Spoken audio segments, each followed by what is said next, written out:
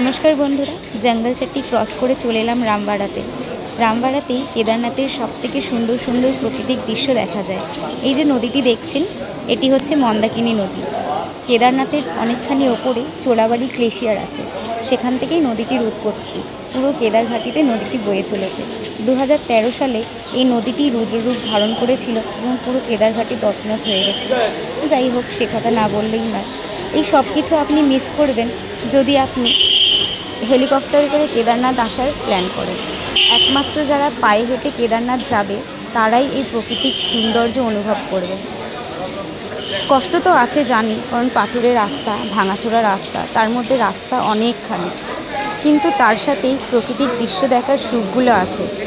দারুণ লাগবে, মনে খুব খুব আনন্দ অনুভব হবে। দেখুন কি স্বচ্ছ জল, এখানে এরকম জল দেখাই যায় না বলুন। অনেকটা চলে ফেলেছে।